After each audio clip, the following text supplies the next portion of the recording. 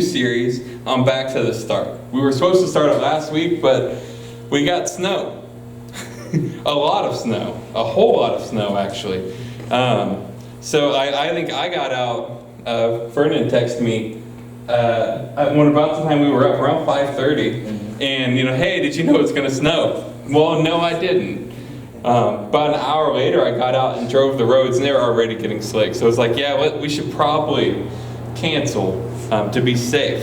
So pushed everything back a week, but that's okay.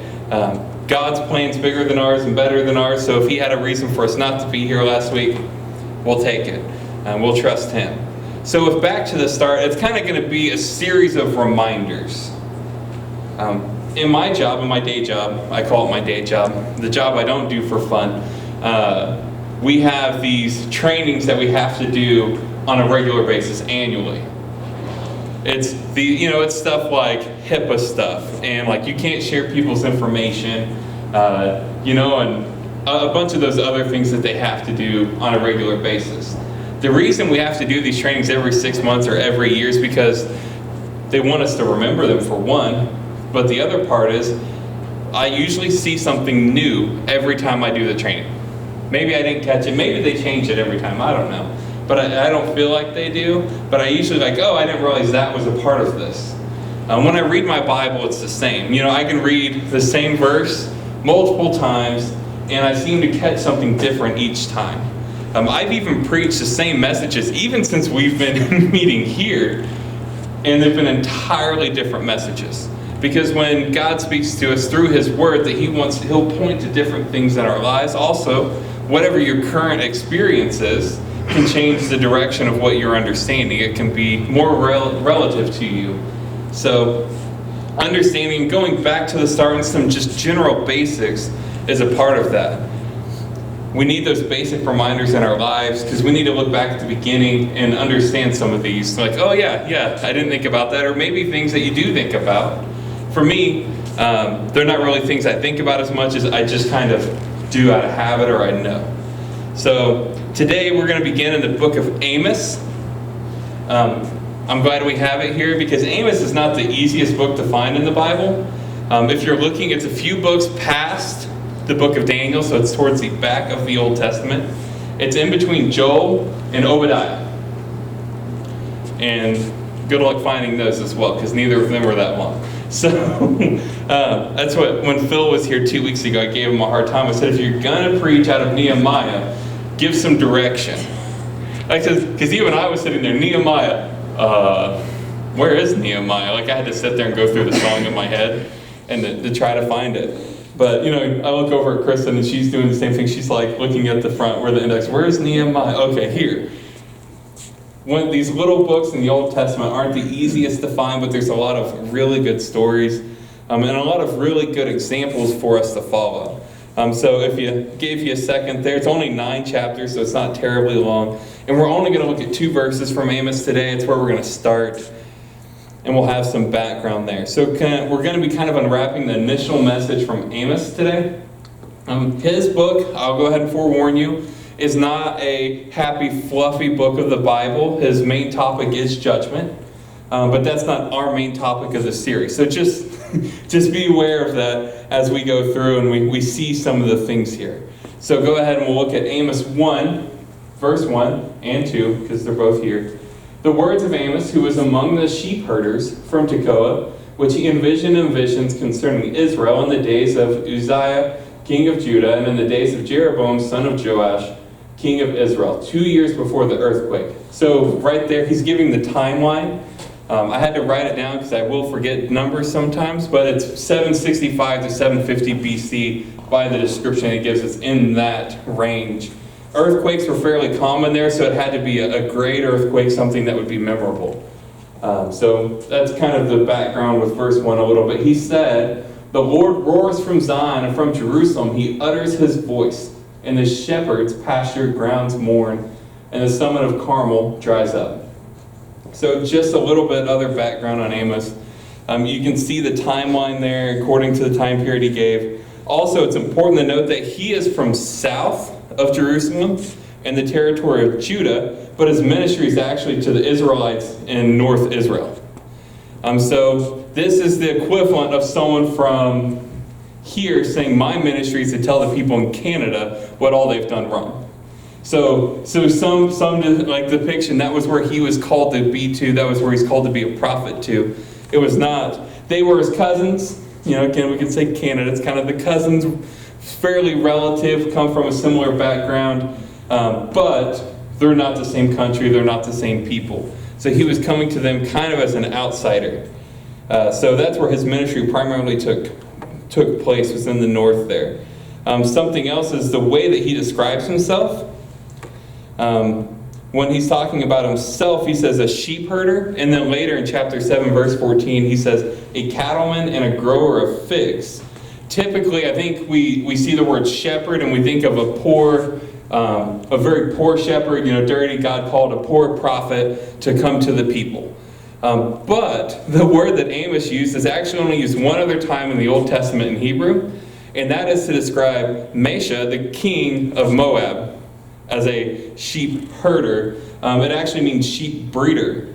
So he wasn't just a herder, he wasn't the guy standing in the field most likely.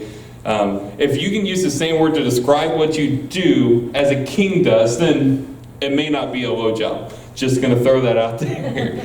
But so he's not an ordinary shepherd. That's something I want you to take. Amos is not an ordinary shepherd.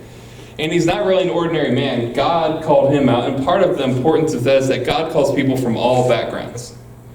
Whether you're rich, whether you're poor, whether you have influence or you don't have influence, God calls those people. It's also important to know that he was a sheep herder because of the background he gives. The ground shrivels up. Mount Carmel dries up. And that's what he goes on to explain in verse 2. He gives this awesome image of God, the lion. It's roaring, it's about to attack. That's a cool image. And the Lion of Judah, we just sang about that. But a lion, have you guys ever been to a zoo and you've seen a lion? Most of us have, right? I've been in an African safari where we're in a metal Toyota van where the top comes open. It's a really, the top actually opens like this. And you sit there and you kind of just sit on the top part of the seat and you're riding around on this bumpy safari. Well, in the safari, a bunch of these lions are just laying next to the road, 10 of them, maybe a few feet from us. The only thing between them and us is a metal Toyota van that I don't know how well I would have trusted for it to do much more than 30 through there, especially safely. Because the last thing you want to do is wreck, right? And then you fall out, and then you're nothing between you. So with that, we were there. But if those lions would have gotten up, because they are big cats, so they're just kind of laying out sprawling. They say that they pretty much sleep after they eat, they'll sleep for 24 hours or 48 hours straight. They'll just be lazy. It's something like that. And but if those lions would have gotten up and prepared to attack, I would have been scared. Because I don't trust a Toyota van between me and it. I don't trust any car between me and a lion. There's a reason why zoos have cages, But that's what God's roar would do. It would have a similar paralyzing effect to humanity. The roar that he's depicting would come back and would stand back, and it should be something that people would recognize and be scared of. The ground, I mentioned that. In the actual description, there's that towards Gaza north were the fertile soil, and the west slopes of Mount Carmel, which actually means the garden land. So this isn't it's not the desert. Mount Carmel is where things grow. If you live in a place that's primarily desert and you have a garden land, that's also the place where most of your food supply comes from. It'd be kind of like us here. If you live out on the West Coast and you're in Arizona and Nevada and a lot of those places, you don't grow a lot of vegetation there. There are a few places that you can. In Arizona specifically, there are places where you can grow stuff, and there are places that you don't even want to live. They were talking about, I was in a meeting yesterday, and the last time they did a Nazarene church event in Phoenix, it was so hot that the planes couldn't land there because it would tear up the tires. That's how hot it gets in Phoenix. But it's a dry heat, right? So it's okay. But, in Israel, they're in the desert. If you've seen pictures of what it looks like now, it's desert land. So Mount Carmel drying up is a very big deal to them because that's where their food grows. And him as a shepherd, I imagine that's where he has to take his herds and stuff like that for them to be taken care of to go through those places. But the picture of drought is actually an important piece. And I had to do some research to double check this, but the drought is actually a curse from the Mosaic covenant. The Mosaic, that means from the covenant that they made with Moses. Deuteronomy 28:20-24 explains that basically if you go against God, you break the covenant, you break the binding agreement. That's what it would be, more of an agreement is what we would call it. They would get drought as their punishment. So those that are hearing Amos's prophecy, telling what's going to happen, they would understand that this was happening because of the broken commandment, broken relationship, their disobedience, basically. It was something that they had earned. So now, it brings the question, what does all of this mean to me? What does this apply to today? Because none of us really care, if we were really honest, about the desert and Mount Carmel and stuff that happened, 2,700 years ago, 2,800 years ago. I mean, if we were really honest, that has no depiction of us. But this was a divine confirmation for the people then, and it still is today, that God revealed to Amos that he hates and punishes sin. We know that. But he is as much a God against sin, against justice, and for justice and judgment, as he is a God of love and mercy. The two go together. He's going to punish, but he still loves and he still has mercy. God is the only one with the authority to set the ethical or moral standard for the world. In today's time and culture, it's fairly common for us to hear, well, what's right for you may not be right for me. I bet you guys hear that at school a lot, right? From other kids. Well, just because, that's cool, that works for you, but it doesn't work for me. Or this or that. And what we have to come to and what we have to understand is that the ethical standards and the moral standards can only come from God. There's a few reasons why that only comes from God that we can talk about. One of them that you may have started, of course, is God is the creator. He created the world. And if you are facing up or down, we have the world to decide, right? If you're like right now, I know that I'm facing up because the ground is beneath me. If I were standing on my head, I know that I was facing down because the ground is above me.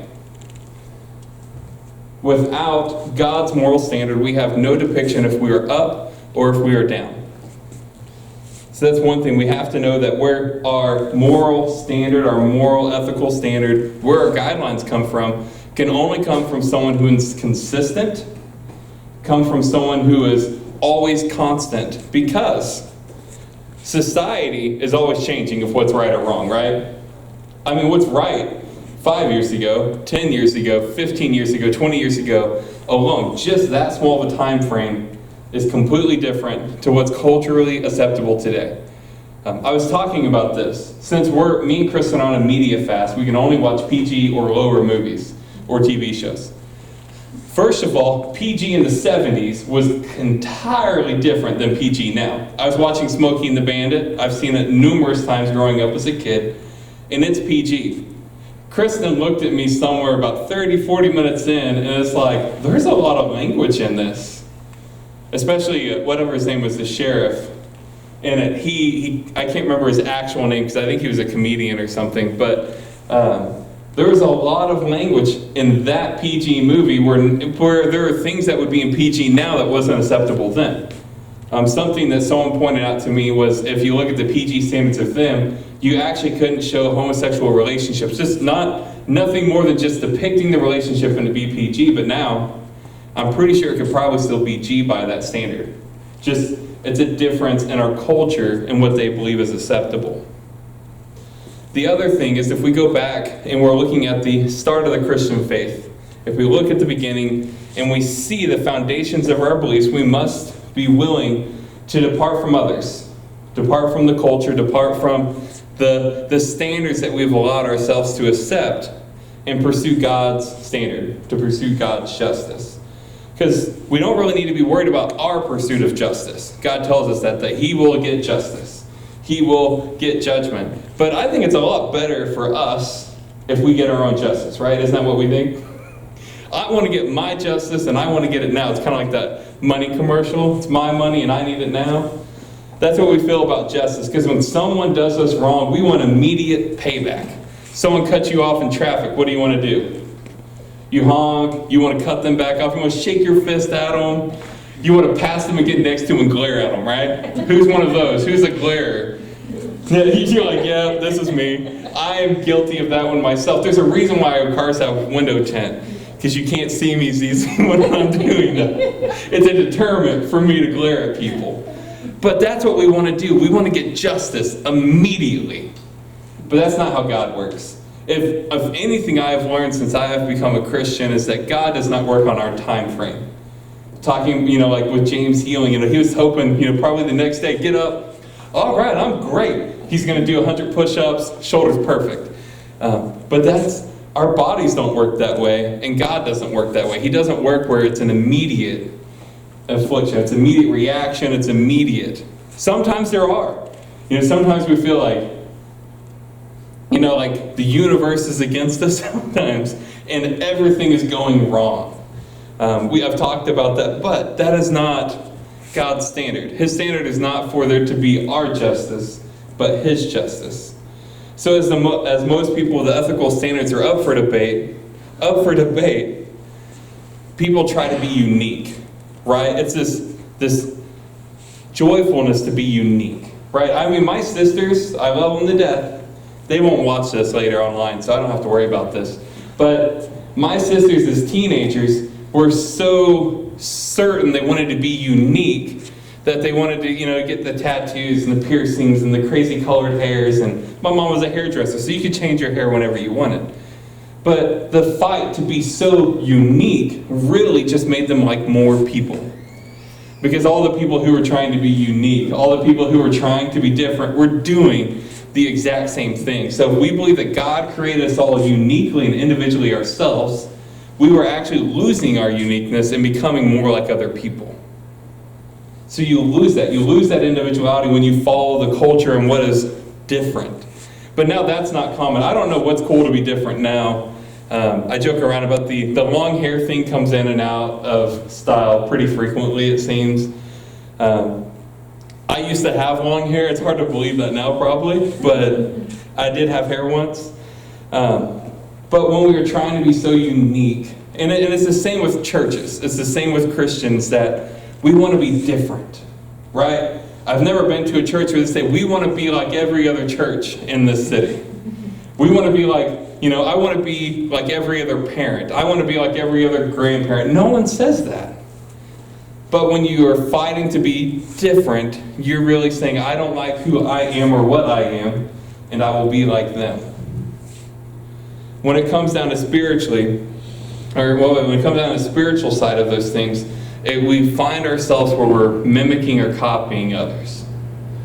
This is what has worked for them to get to this place. But with God, it's never an A plus B equals C.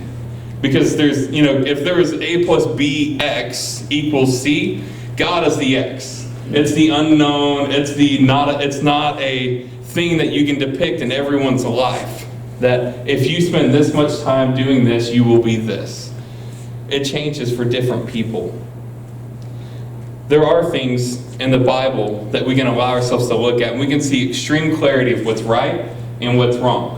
None of us would debate probably if it was okay to lie, cheat, steal, murder. I think all those things are probably pretty clear, like, hey, you shouldn't do this.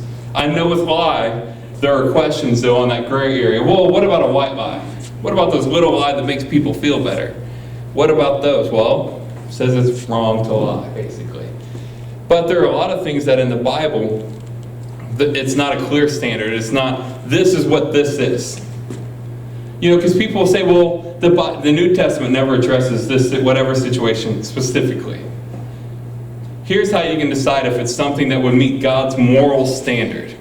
And it's really easy. It's just one question. It's not a list. It's not anything crazy. But whatever it is that you're debating about, if you do it, does it glorify God or his creation? If you have to decide, is it moral, is it okay, will it glorify God? Will it glorify him? You know, well, God doesn't say you can't do this. Or I know friends who, people who are vegetarians and Christians because God created creation. It says they were together, but it never says anything about eating them in the beginning. That wasn't God's plan for man to eat animal. Or it wasn't God's plan for man to do this or man to do that. But whatever you do, does it glorify God? So as we have our sights, and if we've looked and we allow God to be our moral standard, allow him to be our center, to be our earth, we know we're down, we know we're up, we know where we stand. And the reason that we should allow that is because scripturally it's appropriate.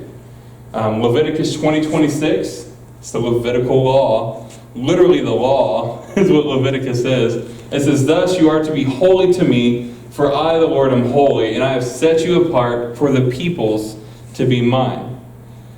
So God, right here, you are to be holy. Sounds pretty clear. I know that's not an easy thing, because we have to understand if we are called to be holy, that's a standard is set. It's kind of like racing, for instance. If you know you need to go 100 miles and you only have enough gas to go 80, you're going to come up short, right? It could be any sport. If you need to hit 435 feet for it to be a home run, if you need to go 100 yards on a football field to be a touchdown, I don't know about soccer. I think you got to hit the ball so far and it goes in the goal. I don't know. But whatever the standard is, you know that it's not objective. Right? If you kick a field goal in football, if it goes slightly left or slightly right, they're not like, well, it's 1 point because you got really close. It's 2 points because it bounced off, but it's 3 points if it goes in. That's not the standard. It's either in or it's out. So if we know that God is the ethical standard and he has called us to be holy, he's called us to his standard of morality, how does that apply to us? How can we apply that in our life right now? What can we take home? There's one big thing that you have to understand is that if God is the objective standard for morality and holiness, because he is, we have to submit to his standards for right and wrong. When we submit to God's standards of right and wrong, we allow ourselves to be wrong. Who likes to be wrong? Raise your hand if you like to be wrong. Let's take a poll here. Nobody. None of us want to be wrong. I don't like to be wrong ever. And I'm wrong all the time because I do not meet God's standard. If that's the standard we're called to, that's the standard I fall short of. But there's an amazing hidden gift within this. And that's in Romans 3:23-24. For all have sinned and fall short of the glory of God, being justified, we talked about justice, being justified as a gift by his grace through the redemption which is in Christ Jesus. And redemption, that's our vision, to reach, redeem, revive, repeat. Redemption by his grace through the blood of Jesus Christ. Because we fall short of God's expectation of morality, we have to have his grace. Like I said, if it takes 80 yards to get a touch, it takes 100 yards to get a touchdown, you only get 80, you need something to come up with those other 20. I'm pretty good at math. I think 80 plus 20 equals 100. But for us, if we can't meet God's standard, which if you haven't sinned ever, you can raise your hand. It's about the same amount of people that don't want to be wrong.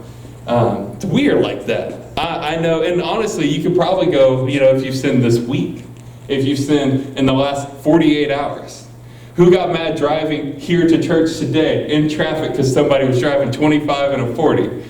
I didn't today, but I'm sure it's happened. So we get frustrated at things and we catch ourselves because we want justice.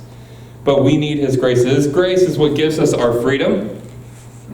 His grace is what allows us to put aside our own sins, our own shortcomings, and to put on the perfection of Jesus Christ. Here's what I want you to get. When we let go of our own moral code, we can then adopt God's. It allows us to not just understand that we need His grace, but also that we do deserve His judgment. Let me say it again. Accepting God's moral standard allows us to not just know or understand that we deserve His judgment, but that we need His grace. When we understand that, we know that God's morality equals God's grace. If you accept His standard, if you accept what He has put there for us, you know that He has given us the grace to meet His standard. I've never had a landlord tell me that your rent's $420 or $600 or however much. I've never had them tell me, if you can get $350, it'll be okay. No. You know, it's $420. Well, if you don't pay me on time, it's going to be $475. You know, that's how it works. But with God, He sets the standard, and He said, if you accept my standard, I will make it even. I will make it match. I will give you the perfection that Jesus gave up when He was on the cross. He took all the sin of humanity to give us His grace, to give us His perfection, to give us His wholeness, His holiness. So that means we have to let go of judging others. And that means we need to try to let go of being angry when we're driving. I'm working on that one myself. And it means that we have a standard, though. And we know if it's right, if it's wrong, by God's standard that He put there. I ask us, if everyone will stand with me here. I ask everyone to close their eyes for a moment. Just where you are, close your eyes for a moment and think to yourself, do you need that grace? Have you received that grace before? Do you need that guidance for morality, for His ethical standard in your life? Have you been living by your own standard? Have you been living and defining morality, what's good, what's bad, for far too long? If you need to receive His grace, just raise your hand where you are. I can pray for you, I can pray with you. If you need to meet His grace, if you've never experienced His love, if you've never experienced His standard, His love, His mercy, His kindness, you can raise your hand. I won't hold it out very long. I'll allow you guys to think where you are and to pray where you are. And just we can come and we can worship God in our last song that we do. And we can appreciate His greatness. We'll go ahead and we'll take a moment to pray. God, we come to you and we thank you that we come and we can worship and we can praise you and we can allow you just to work in our lives and to see that you have clearly set the standard for us, Father.